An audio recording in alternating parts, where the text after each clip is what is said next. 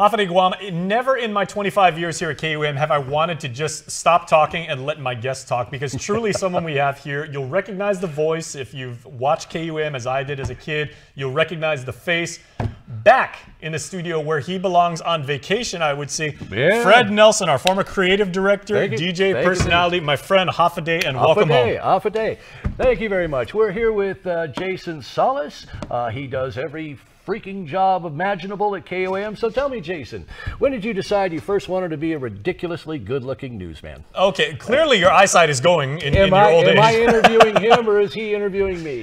Who scheduled this mess? That's Guam history back there. Okay, now boys and girls, if you're watching this on Instagram and everything like that, ask your Nino, ask your fathers, your grandfathers, man. I'm old. Fred basically gave us way back in all the way back to what, Fred, the 80s and 90s, the voice, the personality, the attitude, a lot of the technical innovation we had. You had a direct hand in that. I greatly appreciate that. I was with KUAM. I first started as an overnight disc jockey in like 1981. Matter of fact, I was talking with somebody down at Inarahan Fiesta yesterday, and they were saying, "Oh yeah, I remember Fred. His very first job was relieving John Gerber in Wireless Rock, JG, which was big show back in the day.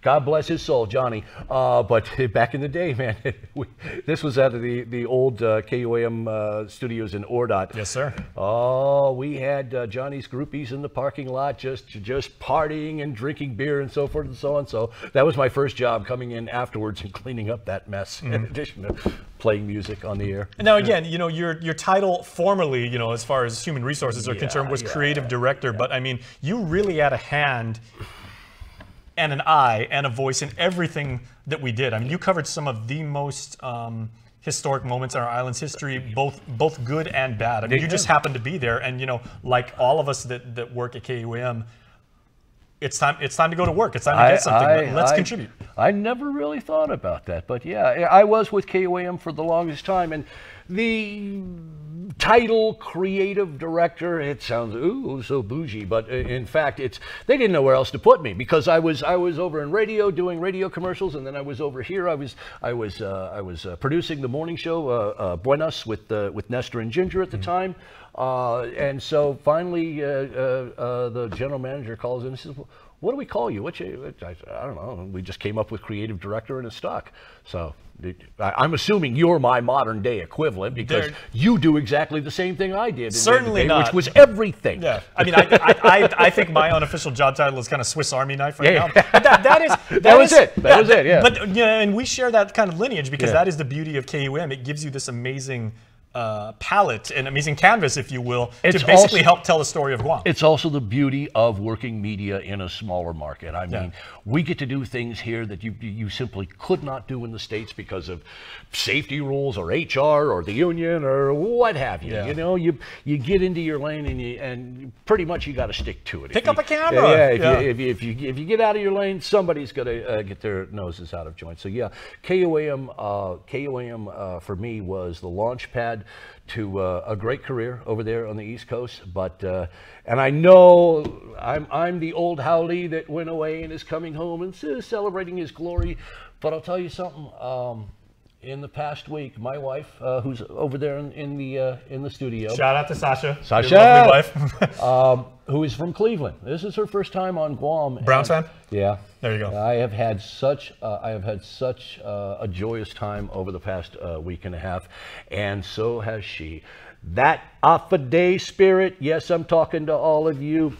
It's gotten back under my skin, and it's not leaving anytime soon. I've got responsibilities back in the States. We've got, parents and family and so forth and so on. And you live in Maryland right now? And I live in Maryland, and then there's the whole King thing, which I'm sure we'll get to at some point. But once we are really, this week, we're really looking at a time down the road where we can come back here permanently, because I would just love to retire. Well, you've always got a home on Guam, my friend. You've always got a home at KUAM. I said it the other day. You smile at somebody randomly on the East Coast, you get a suspicious glare. You smile at somebody randomly here, congratulations. It's your first step on meeting your new best friend. Absolutely. And you have effectively just made your demo tape for GVB with that wonderful Hey, Uncle Carl, how you doing? Okay, so basically you gave up chicken Kelligwin, moving to the States now. Oh, I've had so much Kelligwin since I got back. I've had chicken Kelligwin and beef. I know how to make chicken Kelligwin. Did you bring back some Maryland crab cakes, Fred? Oh, no, I didn't. Oh, maybe next time. Yeah, we had thought about it, but TSA had a little problem. Okay, with the that. one thing that I really remember about your contributions and the real mark you made here at KUAM was I was in high school and at UOG when you were in your prime here, right? And I wanted to work in advertising. Yeah. You directly edited or came up with the concept or, very often voiced and starred in many of those classic ads from like the 1990s and everything like that. And that gave me a lot of inspiration about how to tell a story visually, how to sell, how to get people interested about ideas. Wow, how very cool. Oh my God. What were some of your favorite commercials to work on? Actually, I was just talking to, oh God, I've already blown his name. I'm getting old. Who's running Master Control? What's his name? Mike. Off a day, Mike. I love breaking the fourth wall. Mike, I've got my eye on you. I'm suspicious. No, I was telling Mike, just after we moved into this building from the old Chalampago rat trap into this building, and we had new modern equipment and a new hallway. I remember contacting. They wanted a new Island News open. So I contacted Herman Chrysostomo, and we set up this brilliant shoot where he was on his Aeroflex, his Steadicam at the time, which is basically holds the camera so that you can walk it without it's a solid zoom. It's which now any 11-year-old has for $40. Exactly. But at the time, it was the sort of thing where he had to wear it as a cage, basically, and he walked along the hallway of KUAM, and we had KUAM employees just walking past, zooming, and we had pictures, flash, and it finally ended up back here in Master Control, zoomed into the screen, which became, hey, KUAM Island News. I really enjoyed doing that. That's a classic open. Yeah. We'll try and play that for you. Yeah. Okay, now Mike Villagomez, the guy that you were just talking to, Mike. The disembodied voice. Shout out to Mike. Okay, we very often get assignments like that here, but because of digital technology, because of faster processors, way more RAM and everything, Mike can generally turn that out. If he's given an assignment, maybe about an hour and a half or 2 hours and everything like that. How long did that take? How long did that monster take you? We had to line up the shoot. So I'm not bragging. I'm just saying. No, that was a good half a day just getting the shoot, just getting the base shot in. Yeah. And then I had to go back, and this was, Avid, which we're geeking out here. They don't know Avid at the time, and still is very much the digital editing standard. There are other competitors. This is pre-Pixar and everything. This was state-of-the-art stuff back then. Back then we had, I think KUAM only had the second Avid. So I had to, take that footage in and lay over scenes of Guam flying up. So that probably, and then lay over the music and so forth and so on. Honestly, probably took 2 days, but pre-Avid, it would have taken us much longer. Yeah. When the Avid came in 1993, man, this is getting a little bit geeky. I'll try and make it short. When we transferred to digital editing, the GM of KUAM, John DeKnight, came to me and he says, "Okay, Fred, you're our creative director. We're counting on you. It's time. We're gonna lay out the money. We're going to transfer over to digital editing off of old analog days." And I said, "Okay." He says, "Go make it happen." So I called up Avid's company in Tewksbury, Massachusetts, and they said, "Guam? We don't handle Guam. Call our company in Japan." So I called the Avid office in Japan. Nobody there spoke English. I finally got an engineer on. She spoke a little bit of broken English, and we finally figured out what it was doing. We got the system order. It arrived. I don't remember who it was. Some FedEx or somebody kept boxes and boxes and boxes all in that little office. Yeah, those things are mainframe size. Yeah. And I'm like, "Oh, my new toy is here." And I opened up the box, and the instructions are all in Japanese. And, nice. And this was before there were training manuals online. At the time, we had like a 14.4K modem. I was not getting. I actually had to put together KUAM's first digital editing system, like a dad on Christmas morning. Tab A and slot B. How does this thing go together? There you go. We finally got it to work. And that thing actually lasted way after you made your hasty retreat. Your glorious retreat, I should say, from KUAM. But we still use that for like years after. When I started here in '99, I was like, wow, that's what an Avid looks like. Yeah. It was amazing. Yeah. Okay.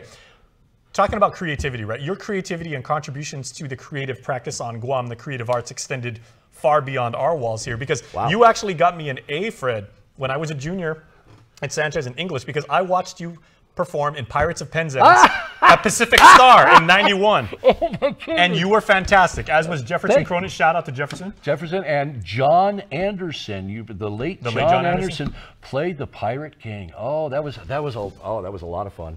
That was also where I met my first wife too. She was in the cast. Oh, very nice. Yeah, absolutely. Okay, and sorry, Sasha. And you mentioned a king now, and your love for the theater and for stagecraft continues to this day. So what are you doing on the mainland? I am assuming that you are going. I'll send you some pictures. I'm assuming you're going to put them over at this point in post-production. And if you are looking at those pictures now, you are going, oh my God. 20 years ago, I was performing in a Shakespearean production in Manassas, Virginia, just community theater. I walked in one day and two of my fellow actresses said, oh my God, Fred, call this number. They shoved a cell phone in my face. I called a number. I got some lady's voicemail. I said, hi, this is Fred. Joy and Lisa told me to call. 2 days later, she called back and she says, I'm the one, I would really like you to come and audition for me. That's all she said. I was still thinking in community theater terms. I had just gotten a part in another play that I really wanted. It was The Ghost of John Barrymore in I Hate Hamlet, which I also did out here in UOG many years ago. So I said to this lady, oh, I'm sorry, I just got cast in another production. I don't think I'm going to be able to take anything else on right now. And she was very taken aback. And she said, okay, whatever, you know. I continued in the performing in the Shakespearean production that I was in. One night at a cast party at an Irish pub in Old Town Manassas, this lady approached me. She says, I was in the audience tonight. I was the lady that you talked to on the phone. I'm going to ask you again, would you like to come and audition for me?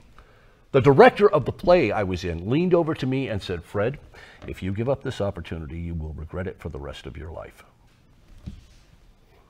I guess I'm auditioning. I found myself when opportunity calls, you got to pick up the phone. I found myself out at the Maryland Renaissance Festival, which is a huge 20-acre site in Crownsville, Maryland, about halfway between Baltimore and Annapolis, right in the center there. It is a permanent 20-acre site of a recreation of a 15th century British village carved into the Maryland woods. Is that where they filmed The Wire? Oh, they filmed it in Baltimore. Yeah, Baltimore, they may have been. Yeah, Maryland Renaissance Festival. If you don't know, every state has a Renaissance Festival. Some of them are the very stereotypical volunteer hippies in the woods bouncing around doing la la la. And Maryland's is one of the oldest. It is a 45-year-old, multi-million-dollar operation that hire actors for the past 20 years. They hired me. I went and auditioned for this lady. If this is Disney World, I'm Mickey. They put me in a 30-pound costume, and I play. We are His Royal Highness Henry, 8th of that glorious name. I play King Henry VIII all day. Well done. All from 10 o'clock in the morning until 7 at night. I'm wearing a 30-pound costume. How long did it take you to update your LinkedIn profile for that one? I actually had to work on the accent because it is a lifestyle I did not deserve. It was an honor that was tossed on me, and I have been playing that part every year for the past 20 years. It has put my ugly, un-makeup-laden face on the front page of the Washington Post and the Baltimore Sun. That doesn't happen to a boy from Santa Rita, you know. It's a wonderful experience. Working this thing is very much like working in a carny atmosphere. We are there as actors. We rehearse stage shows. We rehearse our characters in the street, how we interact with patrons. We learn what to do if somebody gets a bee sting. We learn where first aid is, how to deal with a drunk. I mean, it is a huge. It's not just acting. It's a huge. You're basically a village ambassador, and kind of like your job here at KUAM. You wear many hats. At 10 in the morning. The universe works in mysterious ways. Yeah. I wear that costume from 10 in the morning until 7 at night. And when the cannons go off to announce the opening of the festival, till the cannons firing to announce the closing of the festival, I'm speaking in that voice and in that costume for 10 hours. It is not a weight loss regimen I would recommend, but my God, it works. By the time October rolls around, end of the season, I'm a skinny little boy. And Fred, I totally appreciate how you still, happily and openly maintain, you know, and you say you're an island boy from the village, from like, and you know, you've got Oh, southern yeah, root. yeah, yeah. Okay, you're actually working on you know, the one thing that you've always been, even though you left here, is always KUAM's historian, and you're actually working on something to document not just the history of our station, but of broadcasting in this region in general. What are you working on with that? This was supposed to be a 7-minute interview. This package has already run way over, guys. You've earned the time, man. My quest, here you go, my quest started 40 years ago underneath a pile of rat droppings in a Chalampago closet. Nice. That was KUAM's old location up there in Ordot, Chalampago, which I had worked since the 80s. And one night I was doing a disc jockey shift up there in the middle of the night. I think I was probably sucking up to my boss. I was cleaning up in the office. And I went into this unused closet that it looked like nobody had stepped foot in a decade. And in this closet, underneath said fecal matter, I found a record album, a 45, or not a 45, a 33 1/3 record album, not in a standard cardboard sleeve, but in plastic with a hand-printed label on it. I'm assuming it was pressed in the Philippines. It was just handwritten, KUAM's First Day. Underneath that, I found a notebook with a lot of press clippings from KUAM's First Day. And I thought, you know what, you can't leave this here. You know, you can't let it deteriorate anymore. So I went into Patty Fausto, Patty Clymer, Patty Della Rosa. You'll know her by one of those 3 names. She was at the KUAM for the longest time, and Patty and I took this material in and set up a little archive and added to it. All right, fast forward. I've left KUAM, I've left Guam. I'm still fascinated with the story. I have spent 40 years on researching this story, and it is expanded from just KUAM sign-on to this massive adventure that goes from 1898 in Manila Bay through the 1970s in Uganda. And all roads, all stories lead back to Guam and KUAM. It's called the Golden Quonset Hut. KUAM's history is a fascinating one. Just to give you an idea of the sort of people that I've interviewed for this. An author in St. Louis by the name of Ben Green, who is also an architect, Madeline Berdalio. At length, I've interviewed Madeline. Who worked here too? She was in administration. She was more than administration. Yeah. She was our first receptionist. And later broke in on the TV side in a huge way. KUAM early programming was huge in women's programming at a time when women's programming just didn't exist. That's right. Tomorrow I'm taking a boonie stomp with local historian Dave Lotz. I've met with Michael Lujan Bavacqua at Guam Museum, and this afternoon at 2 o'clock. I mean, you're interviewing me. I'm getting out of here and I'm heading to the Hilton this afternoon because I'm going to be interviewing Johnny Sablon. Very nice. About the history of his music and how it ties in with KUAM. And I'm sure everyone still knows you, if not, you know, by face and by voice, and the fact that they've worked with you before, then by reputation and the fact that your surname, you know, or your nickname, Friendly Fred, is very well deserved because you genuinely love this stuff, and I hope that comes across on the screen, everybody. I mean, this is Guam history right here. Coming over here, 23 hours on the plane, zombie travelers everywhere until we get to Narita, and we step on the plane in Narita, and all of a sudden, everyone around me is island. Everyone around me is Chamorro, and the stewardess comes up and says, "Are you related to Ted Nelson?" No. No, actually, Ted and I used to joke about that back in the day. I kept swearing that I was going to shave my beard off and grow sideburns. But I forgot. When does the podcast come out officially? When can people actually see it? Because I mean, again, it's not see, it's here. It's audio only podcast. It is. It's going to. You know, I hate the term podcast because everybody's got a podcast. So I've been workshopping a couple of things, and most people have told me call it an audio docuseries because that's what it's going to be. Ultimately, it will be 12 episodes of roughly 35 to 60 minutes apiece, and it details. It starts off 4 years ago, almost today, 4 years ago this week, just down the hall here at KUAM, Isla 63 signed off the air permanently during COVID. Okay, We get into our magical time machine. We go back to 1954 to KUAM's first day on the air, and we go from Jesus Chamorro saying "Opa Scopa," signing off, to the most howly voice you have ever heard in your life. This is radio station KUAM, back in the 50s. The U.S. territory of Guam had been liberated from a brutal wartime regime only a decade ago. Civilian government was in its infancy, and society was slowly rebuilding its housing, education, infrastructure, everything. Broadcasting on an assigned carrier frequency of 610 kilocycles. American pop culture was oozing out of the island's military presence into the civilian populace, and it was enticing, calling to the younger locals particularly, like a siren song. The power output of 1,000 watts is authorized by the Federal Communications Commission in Washington, D.C. And I have stories about, oh God, I got stories about that very first voice on KUAM that will just make you cringe. Archbishop Bob Gardner came on the air and he gave us a blessing. Archbishop Baumgartner, Antonio Wampat was here, alongside Bob Hope and Bing Crosby and Frank Sinatra and Fibber, McGee and Molly and all of the NBC radio stars of the day, because Harry Engel had a contract with NBC, so they put together an entire package. We don't have time. Very funny story about Frank Sinatra. Frank Sinatra was plugging his brand new radio show. He wasn't singing in it, he was acting in it. It was his first acting adventure. It was called Rocky Fortune, and it had just been on the air for a couple of weeks, and he got a call in, okay, we got a new affiliate opening in Guam, go and do this thing. So I said, hi, I'm Frank Sinatra. I got my show, Rocky Fortune's coming up. It's going to be great. Keep an ear out for it. And now here's a song of mine. They play a Frank Sinatra song, and then they come back, and Frank says, all right, that was my song.